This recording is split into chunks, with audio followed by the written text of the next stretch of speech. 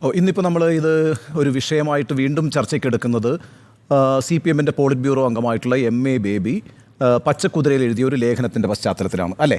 അദ്ദേഹം പറയുന്നു, വാക്ക്, പ്രവൃത്തി, ജീവിതശൈലി, ഈ മൂന്ന് കാര്യങ്ങളും ഈ തെരഞ്ഞെടുപ്പിൽ പ്രശ്നങ്ങൾ സൃഷ്ടിച്ചിട്ടുണ്ടോ എന്ന് പരിശോധിക്കണം എന്നുള്ളതാണ്. നോക്കൂ, ഈ കാര്യം ആദ്യം പറയുന്ന ആളല്ല എം.എ. ബേബി. ഈ തെരഞ്ഞെടുപ്പിന് ശേഷം എന്തുകൊണ്ട് തോൽവി സംഭവിച്ചു എന്നതിനെ സംബന്ധിച്ച് ഈ പാർട്ടിയുടെ ഉന്നതമായ ബോഡി കേന്ദ്ര കമ്മിറ്റിയാണല്ലോ, ആ കേന്ദ്ര കമ്മിറ്റി വിശദമായി ചർച്ച ചെയ്തിട്ടുണ്ട്. ആ വിശദമായ ചർച്ചകൾക്ക് ശേഷം കേന്ദ്ര കമ്മിറ്റി ഒരു കമ്മ്യൂണിക്കെ പുറത്തിറക്കി. ആ കമ്മ്യൂണിക്കയിൽ വ്യക്തമായി പറഞ്ഞിരിക്കുന്നത് the arrogant behaviour of party cadres from top to bottom are alienating people from the party എന്നാണ്. അതായത് മുകൾ തട്ട് മുതൽ താഴെത്തട്ട് വരെയുള്ള പാർട്ടി പ്രവർത്തകരുടെ ധാർഷ്ട്യം നിറഞ്ഞ പെരുമാറ്റം ഈ പാർട്ടിയിൽ നിന്നും ജനങ്ങളെ അകറ്റുന്നു. ഇത് വളരെ വ്യക്തമായി CPM കേന്ദ്ര കമ്മിറ്റി നമ്മളോട് പറഞ്ഞ കാര്യമാണ്. അതിനുശേഷം നമുക്കൊന്ന് വിലയിരുത്താം, ഈ പറഞ്ഞ പ്രസ്താവം ബംഗാൾ ഘടകത്തിന് ബാധകമാണോ? ഒരിക്കലുമല്ല. കാരണം ബംഗാളിൽ വളരെ ശോഷിച്ചൊരു പാർട്ടിയാണുള്ളത്. അവിടെ ധാർഷ്ട്യമൊന്നും കാണിക്കാനൊരു അവസരം ഇപ്പോഴില്ല. ഇനിയിപ്പോൾ ത്രിപുരയിലെ ഘടകത്തെ ഉദ്ദേശിച്ചാണോ? അതുമല്ല. കാരണം അവിടെയും ത്രിപുരയിലും അതൊരു ശോഷിച്ച പാർട്ടിയാണ്. ഇനിയിപ്പോൾ 2 സീറ്റുകൾ വിജയിച്ച തമിഴ്നാട്ടിലെ പാർട്ടിയെക്കുറിച്ചാണോ? അല്ല. വ്യക്തമായും കേന്ദ്ര കമ്മിറ്റി വിലയിരുത്തിയിരിക്കുന്നത് കേരള സംസ്ഥാന ഘടകത്തെക്കുറിച്ചാണ്. ആ ഘടകത്തിൻ്റെ നേതൃനിര മുതൽ അണികളിൽ വരെ ബാധിച്ചിരിക്കുന്ന ധാർഷ്ട്യത്തെക്കുറിച്ചാണ്. അത് ആ പാർട്ടി വളരെ വ്യക്തതയോടുകൂടി ജനങ്ങൾക്ക് മനസ്സിലാകുന്ന ഭാഷയിൽ കൃത്യമായി പറഞ്ഞിട്ടുണ്ട്. അതിനുശേഷം തോമസ് ഐസക് അത് മലയാളത്തിൽ വളരെ ഭംഗിയായി ഫേസ്ബുക്ക് പോസ്റ്റിൽ എഴുതി, അല്ലേ, ഈ പാർട്ടിക്ക് ജീവൽ ബന്ധം നഷ്ടമായിരിക്കുന്നു എന്നാണ് തോമസ് ഐസക് പറഞ്ഞത്. എന്ന് മാത്രമല്ല, ധാർഷ്ട്യത്തോടുകൂടിയുള്ള പെരുമാറ്റം ഈ പാർട്ടിയെ ജനങ്ങളിൽ നിന്നും അകറ്റുന്നു എന്നും അദ്ദേഹം പറഞ്ഞിട്ടുണ്ട്. അങ്ങ് പാലക്കാട് എ വിജയരാഘവൻ, പാർട്ടിയുടെ പോളിറ്റ് ബ്യൂറോ അംഗം, അദ്ദേഹം എന്താ പറഞ്ഞത്? പാർട്ടി പൂതലിച്ച സ്ഥിതിയിലാണുള്ളത് എന്നാണ്. ഈ രണ്ടുപേരുടെയും പ്രസ്താവങ്ങൾക്ക് വളരെ പ്രാധാന്യമുണ്ട്. എന്തുകൊണ്ടാണെന്ന് അറിയാവോ? ഈ രണ്ടുപേരും ഈ തെരഞ്ഞെടുപ്പിൽ മത്സരിച്ചവരാണ്, അല്ലേ. തോമസ് ഐസക് പത്തനംതിട്ടയിലും പോളിറ്റ് ബ്യൂറോ അംഗമായ വിജയരാഘവൻ പാലക്കാടും മത്സരിച്ചു. കഴിഞ്ഞ 1.5 മാസം, അതായത് ഈ പറയുന്ന തെരഞ്ഞെടുപ്പ് പ്രഖ്യാപിച്ചതിന് ശേഷം, സ്ഥാനാർത്ഥി പ്രഖ്യാപനം വന്നതിന് ശേഷം തെരഞ്ഞെടുപ്പ് നടക്കുന്നവരെയുള്ള ദിവസം കനത്ത ചൂടിൽ ഈ ജനങ്ങൾക്കിടയിൽ നടന്ന് പ്രവർത്തിച്ചവരാണ് തോമസ് ഐസക്കും അതേപോലെ തന്നെ നമ്മുടെ എ വിജയരാഘവനും. അവർക്ക് ആ ഗ്രൗണ്ട് റിയാലിറ്റി അറിയാം. അതിൻ്റെ അടിസ്ഥാനത്തിലാണ് അവർ പറഞ്ഞത്. ബേബിക്ക് മുമ്പേ ഈ പറയുന്ന കാസർഗോഡ് മുതൽ തിരുവനന്തപുരം വരെയുള്ള ജില്ലാ കമ്മിറ്റികൾ, ഏരിയ കമ്മിറ്റികൾ, ലോക്കൽ കമ്മിറ്റികൾ, ബ്രാഞ്ച് കമ്മിറ്റികൾ ഈ പരാജയം വിലയിരുത്തിയിരുന്നല്ലോ. എന്താണ് പുറത്തേക്ക് വന്ന വാർത്ത? കാഞ്ഞങ്ങാട് കൂടിയ കാസർഗോഡ് ജില്ലാ കമ്മിറ്റി യോഗം അസന്നിഗ്ധമായിട്ട് പറഞ്ഞു, മുഖ്യമന്ത്രിയുടെ ശൈലി മാറണം, സംസ്ഥാന സെക്രട്ടറിയുടെ ശൈലി മാറണം, EP ജയരാജൻ്റെ ശൈലി മാറണം. 3 കാര്യങ്ങളാണ് ആ പാർട്ടി സമ്മേളനത്തിൽ ഉയർന്നു വന്നത്. അങ്ങേയറ്റത്ത് തിരുവനന്തപുരത്ത് എന്താണ് പ്രവർത്തകരുടെ വിമർശനം? ക്ലിഫ് ഹൗസിൽ വ്യവസായികൾ വരുന്നു, മുഖ്യമന്ത്രിയുടെ വെറുപ്പിക്കൽ ശൈലി, മറ്റു മന്ത്രിമാരുടെ ധാർഷ്ട്യം, EP ജയരാജൻ്റെ ജീവിതശൈലി, ഇതെല്ലാം മാറണം. നമുക്ക് ഈ കാര്യങ്ങളെ സംബന്ധിച്ച് തെളിവൊന്നുമില്ല കേട്ടോ. കാരണം എന്ന് വെച്ചാൽ ജില്ലാ കമ്മിറ്റി കൂടുകയാണ്, ആ കമ്മിറ്റിക്ക് അകത്ത് നടക്കുന്ന ചർച്ചകളാണ്. പക്ഷേ ചില സോഴ്സസ് ഉണ്ട്, ആ സോഴ്സസിലൂടെ പുറത്തേക്ക് വരുന്ന വാർത്തകളാണ് ഇതൊക്കെ. ഇങ്ങനെയുള്ള വിലയിരുത്തലുകളൊക്കെ ഉണ്ടായി. അതിനുശേഷമാണ് എം.എ. ബേബി ഇപ്പോൾ പറഞ്ഞിരിക്കുന്നത്, വാക്ക്, പ്രവൃത്തി, ജീവിതശൈലി, 3 കാര്യങ്ങളും വളരെ പ്രധാനമാണെന്നേ. വാക്കുകൊണ്ട് മുറിവേറ്റയാളാണ് കേട്ടോ എം.എ. ബേബി. 2014 ലോക്സഭാ തെരഞ്ഞെടുപ്പിൽ ഒരു ഒറ്റ വാക്കാ എം.എ. ബേബിയെ തോൽപ്പിച്ചത്. നമുക്കൊക്കെ അറിയാമല്ലോ, പരനാറി എന്ന് പറയുന്നൊരു വാക്കാണ്. ഈ 2014 കൊല്ലം ജില്ലയുടെ അവസ്ഥ എന്താണെന്നറിയാമോ? അതിനുശേഷം നടന്ന തെരഞ്ഞെടുപ്പിൽ എല്ലാ സീറ്റുകളിലും CPM ജയിച്ച ജില്ലയാണ്. യഥാർത്ഥത്തിൽ CPMൻ്റെ കോട്ട, അല്ലെങ്കിൽ ഇടതുപക്ഷത്തിൻ്റെ കോട്ട കണ്ണൂരൊന്നുമല്ല, കൊല്ലമാണ്. താങ്കൾ വരുന്ന ജില്ലയാണ്.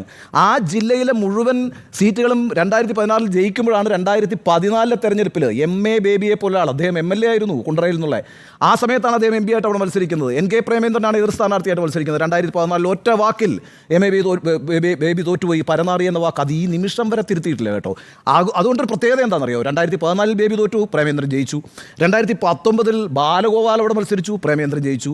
2024 പ്രേമേന്ദ്രൻ ജയിച്ചു. വലിയ ഭൂരിപക്ഷത്തോടുകൂടിയാണ്, ഭൂരിപക്ഷം വർദ്ധിപ്പിച്ചുകൊണ്ടിരിക്കുന്നു. അപ്പോൾ തിരുത്താതിരിക്കുന്നതിൻ്റെ പ്രത്യാഘാതങ്ങൾ ഒരു വശത്ത് സംഭവിച്ചുകൊണ്ടിരിക്കുന്നുണ്ട്. ഇനി ഞാനൊരു കാര്യം പറയട്ടെ. നമ്മളിപ്പോൾ ഈ ശൈലി മാറ്റം എന്ന് പറയുമ്പോൾ അതൊരു ചെറിയ വിഷയമല്ല.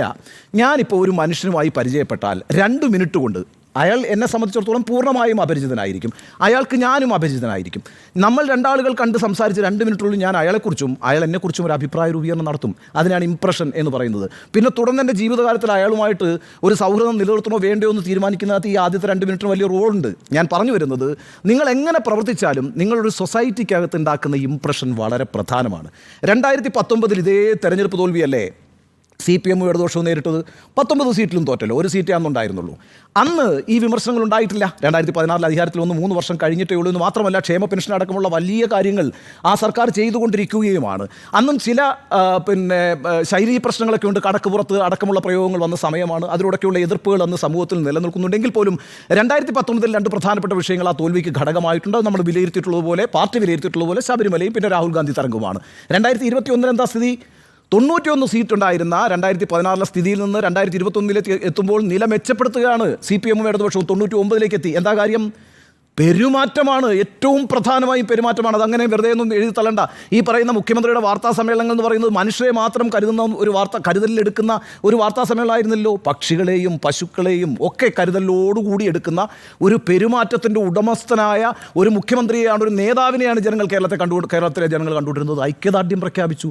നിശ്ചയമായും സംശയമൊന്നും വേണ്ട, അന്ന് നടത്തിയ ക്ഷേമ പ്രവർത്തനങ്ങൾക്ക് വലിയൊരു വോട്ടാകാൻ സഹായിച്ചിട്ടുണ്ട്. അതിനൊക്കെ അപ്പുറം നിങ്ങളൊരു നേതാവിനെ, നിങ്ങളെ ചേർത്ത് പിടിക്കുന്ന ഒരു നേതാവിനെ കാണുകയാണ്. അതിന് വലിയ പങ്കാണ് ഈ ദൃശ്യമാധ്യമങ്ങളൊക്കെ വഹിച്ചിട്ടുള്ളത്. 2021 അധികാരത്തിൽ വന്നതിന് ശേഷം ധാർഷ്ട്യം വർദ്ധിക്കുന്നു എന്ന് മാത്രമല്ല, നിങ്ങളുടെ മാധ്യമങ്ങളോടുള്ള സമീപനം എന്താ? മാധ്യമപ്രവർത്തകനെ മാപ്ര എന്നാണല്ലോ വിളിക്കുന്നത്. അതങ്ങ് ഭംഗിയായി പ്രചരിപ്പിക്കുന്നതിനകത്ത് ഇടതുപക്ഷത്തിനുള്ള റോൾ ചെറുതാണോ? ഒരു രാജ്യത്ത് അല്ലെങ്കിൽ ഏതൊരു സമൂഹത്തിലെയും 4ാം തൂണെന്ന് നിങ്ങൾ തന്നെ പറയുന്ന, മാധ്യമങ്ങൾ ശക്തമായി പ്രവർത്തിക്കണം, ജനാധിപത്യത്തിൻ്റെ നിലനിൽപ്പ് എന്ന് പറയുന്ന മാധ്യമപ്രവർത്തകരെ ഏകപക്ഷീയമായി മാപ്ര എന്ന് വിളിച്ചുകൊണ്ടിരിക്കുകയും, മറുവശത്ത് എന്താ കാര്യം എന്നറിയോ? സമൂഹ മാധ്യമങ്ങൾ ഞങ്ങളുടെ കയ്യിലാണെന്ന് വിചാരിച്ചു. ഈ സമൂഹ മാധ്യമങ്ങൾ കൊണ്ട് ഞങ്ങൾ വലിയ പ്രതിച്ഛായ നിർമ്മാണം നടത്തിയിട്ടുണ്ട് എന്നും ഇനി നമുക്ക് പരമ്പരാഗത മാധ്യമങ്ങളൊന്നും ആവശ്യമില്ല എന്നും തീരുമാനിച്ചു. പരമ്പരാഗത മാധ്യമങ്ങൾ അവരുടെ നെഗറ്റീവായ റോൾ വഹിച്ചിട്ടുണ്ട്. അതിനു മുമ്പ് ചെറിയ വാർത്ത കൊടുത്തുകൊണ്ടിരുന്ന മാധ്യമപ്രവർത്തകരെല്ലാം മാപ്രയായതിനു ശേഷം പരമാവധി വലുതായിട്ട് തന്നെ ആ വാർത്തയും കൊടുത്തിട്ടുണ്ട്. ഒരു പ്രതീതി നിർമ്മാണം സംഭവിച്ചിട്ടുണ്ട്. ആ പ്രതീതി നിർമ്മാണത്തിന് അനുഗുണമാകുന്ന രീതിയിൽ നിങ്ങൾ പ്രവർത്തിച്ചുകൊണ്ടുവരുന്നു. അപ്പോൾ എല്ലാ നിമിഷവും നമുക്ക് ഈ ചൂണ്ടയിൽ ഇങ്ങനെ ഇട്ടിരിക്കുകയാണല്ലോ, അതിങ്ങനെ കൊത്തിക്കൊണ്ടിരിക്കും. എളുപ്പമാണ്. അപ്പോൾ അങ്ങനെ ഒരു പ്രതീതി നിർമ്മാണം വരുന്നു. ഞാൻ ഉറച്ചു വിശ്വസിക്കുന്നു, നിങ്ങളൊരു ചുണ്ടൻ വള്ളമായിട്ട് ഇതിനെ സമീപിച്ചാൽ ഈ താഴെയാണ് കേട്ടോ ഈ പറയുന്ന ക്ഷേമ പെൻഷൻ, ഈ അവശ്യ വസ്തുക്കളുടെ ദൗർലഭ്യം പോലുള്ള പ്രശ്നങ്ങൾ, അതേപോലെ മരുന്ന് കിട്ടാത്ത അവസ്ഥ, DA കുടിശ്ശിക, മുകളിൽ നിൽക്കുക, അമരത്ത് നിൽക്കുക. ഞങ്ങൾ ആലപ്പുഴക്കാരായതുകൊണ്ട് ഇത് പറയുന്നത്. അമരത്ത് നിൽക്കുക ഈ പ്രതീതിയാണ്, ഈ ഇംപ്രഷനാണ്, നിങ്ങൾ ഉണ്ടാക്കിക്കൊണ്ടിരിക്കുന്ന ധാർഷ്ട്യത്തിൻ്റെ ഇംപ്രഷനാണ്. നിങ്ങൾ മറ്റെന്ത് പണിയെടുത്താലും ഒരു പക്ഷേ അതിനൊക്കെ അപ്പുറത്താണ് നിങ്ങളുടെ പെരുമാറ്റം എന്ന് പറയുന്നത്, നിങ്ങളുടെ സൗഹാർദ്ദം എന്ന് പറയുന്നത്. അത് മനുഷ്യത്വപൂർണ്ണവും ഒക്കെ ആയിട്ടിരിക്കുക എന്നുള്ളത് ഒരു സുജന മര്യാദയാണെന്ന്. അതിനൊക്കെ നമ്മൾ ബൂഷ്വാ ക്വാളിറ്റി ആയിട്ടൊന്നും കാണണ്ട.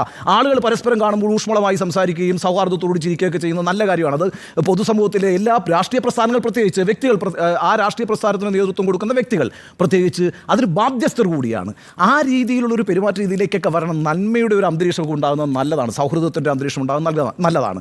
അതുകൊണ്ടാണ് ഈ ശൈലി പ്രശ്നം നമ്മൾ ആവർത്തിച്ച് ചർച്ച ചെയ്യുന്നത്. നോക്കൂ, ഈ പറയുന്ന രാഷ്ട്രീയ പ്രസ്ഥാനത്തിനകത്ത് ഞങ്ങളിതെല്ലാം ചർച്ച ചെയ്ത് ഞങ്ങൾ ഈ കാര്യങ്ങളെല്ലാം തീരുമാനിച്ചുകൊള്ളാം എന്ന് നിങ്ങൾക്ക് ധാർഷ്ട്യത്തോടുകൂടി വീണ്ടും പറയാൻ കഴിയില്ല. അവിടെ ഒരു ധാർഷ്ട്യമുണ്ട്.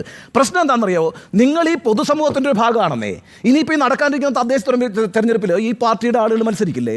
അപ്പോൾ സമൂഹത്തിൻ്റെ ഭാഗമായിരിക്കുന്ന, പാർലമെൻ്ററി ജനാധിപത്യത്തിൻ്റെ ഭാഗമായിരിക്കുന്ന, ആ പാർലമെൻ്ററി ജനാധിപത്യത്തിൽ മത്സരിക്കുന്ന ഒരു പാർട്ടി എന്നുള്ള നിലയ്ക്ക് നിങ്ങൾക്ക് തെറ്റുപറ്റുന്നുണ്ടെങ്കിൽ അത് തിരുത്താൻ നിങ്ങളോട് ആവശ്യപ്പെടാനുള്ള എല്ലാ അധികാരവും നിങ്ങൾ കോട്ട് ചെയ്തുകൊണ്ടിരിക്കുന്ന പൊതുജനത്തിനുണ്ട് എന്നൊരു പ്രശ്നമുണ്ട്. അതുകൊണ്ട് ഞങ്ങൾക്കകത്ത് പരിഹരിച്ചോളാം, ഇതിപ്പോൾ ഞങ്ങൾ മാത്രമേ നന്നാകാനുള്ളൂ, ബാക്കിയുള്ളവരെയൊക്കെ നിങ്ങൾ നന്നാക്കി കഴിഞ്ഞു, ഈ ചോദ്യങ്ങൾക്കൊന്നും ഒരർത്ഥവുമില്ല. ഒരു പാർട്ടി എന്നുള്ള നിലയ്ക്ക് നിങ്ങൾക്ക് ഒരു തെരഞ്ഞെടുപ്പ് തോൽവി സംഭവിച്ചിട്ടുണ്ടെങ്കിൽ ഉചിതമായ ഫോറങ്ങളിൽ നല്ല രീതിയിൽ നിങ്ങൾക്ക് അതിൻ്റെ വിമർശനങ്ങളും വിലയിരുത്തലുകളും നടത്താം. അതിൽ നിന്ന് രൂപപ്പെട്ടു വരുന്ന ബോധ്യങ്ങളെ പൊതുസമൂഹത്തിന് മുമ്പിൽ വെക്കേണ്ടതുണ്ട്. ഇങ്ങനെയൊക്കെയുള്ള കാര്യങ്ങൾ സംഭവിച്ചിട്ടുണ്ട്, ഞങ്ങൾ ആ വീഴ്ചകളെ മനസ്സിലാക്കുകയും അതിനെ തിരുത്താൻ ശ്രമിക്കുകയും ചെയ്യും എന്ന് പറയുന്നൊരു തുറന്ന സമീപനത്തിൻ്റെ ആവശ്യമുണ്ട്. ആ തുറന്ന സമീപനം എടുക്കുന്നതിനെ എന്തിനാണ് ഭയക്കുന്നത്?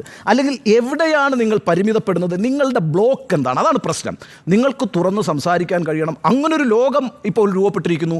ആ ലോകത്ത്, അതിപ്പം പഴയ ലോകത്തും കാര്യങ്ങൾ തുറന്നു പറയുകയും ആ തുറന്ന സമ്മതങ്ങളിലൂടെയും അല്ലെങ്കിൽ തുറന്ന വാഗ്വാദങ്ങളിലൂടെയും തർക്കങ്ങളിലൂടെയൊക്കെ മുന്നേറുന്നൊരു സമൂഹമാണ് നമ്മുടേത്. അത്തരത്തിലുള്ള ജനാധിപത്യ പ്രക്രിയകളിലൂടെ മുന്നേറാൻ നമുക്ക് കഴിയണമെങ്കിൽ തുറന്ന മനസ്സോടുകൂടി ഇനിയെങ്കിലും നമ്മളുടെ സമീപനത്തെ വിശാലമാക്കേണ്ടതുണ്ട്. അത്തരം വിശാലമായൊരു സമീപനത്തിലേക്ക് വരുമ്പോഴേ ഈ തെറ്റുകളൊക്കെ തിരുത്തപ്പെടുന്നുണ്ട് അല്ലെങ്കിൽ വീഴ്ചകളൊക്കെ പരിഹരിക്കുന്നുണ്ട് എന്ന് സ്വന്തം അണികളെയെങ്കിലും ബോധ്യപ്പെടുത്താൻ ഒരു രാഷ്ട്രീയ പ്രസ്ഥാനത്തിന് കഴിയൂ. ആ പാഠം ഈ തെരഞ്ഞെടുപ്പിൽ ഉൾക്കൊള്ളാൻ CPM-ന് കഴിയണം. ഞാൻ തോമസ് ഐസക്കിനെയും MA ബേബിയെയും അഭിനന്ദിക്കുന്നു. കാരണം എന്താ വെച്ചാൽ കേന്ദ്ര കമ്മിറ്റി കേന്ദ്ര കമ്മിറ്റി ഒരു കാര്യം പറഞ്ഞാൽ പിന്നെ അതിനപ്പുറത്തൊരു ചർച്ചയ്ക്കൊന്നും ആരും പോകേണ്ട കാര്യമില്ല. പക്ഷേ അവർ ഇത് വളരെ വിശാലമായിട്ട് പൊതുസമൂഹത്തിൻ്റെ മുന്നിൽ ഇന്ന കാര്യങ്ങൾ പ്രശ്നങ്ങളുണ്ട്, അത് പരിഹരിക്കപ്പെടേണ്ടതുണ്ട് എന്ന് പറയുന്നത് കൊണ്ടാണ് ഈ ചർച്ച നടക്കുന്നത്. അതല്ല എങ്കിൽ ഈ ചർച്ച നടക്കത്തില്ല. ഇത് പിന്നെ CPM-ൻ്റെ മാത്രം ഒരു ആഭ്യന്തര വിഷയമാണല്ലോ. അപ്പോൾ ആ അർത്ഥത്തിൽ ഇവരെടുക്കുന്ന ഇനിഷ്യേറ്റീവ് കൂടുതൽ ആളുകൾ എടുക്കണമെന്നും അത് തുറന്നു പറഞ്ഞുകൊണ്ട് ഇത് നന്നായി വരട്ടെന്നേ, കൂടുതൽ ജനകീയമാവട്ടെ, കൂടുതൽ നന്നായി വരട്ടെ എന്നാണ് എൻ്റെ ടേക്ക്. ഓക്കെ.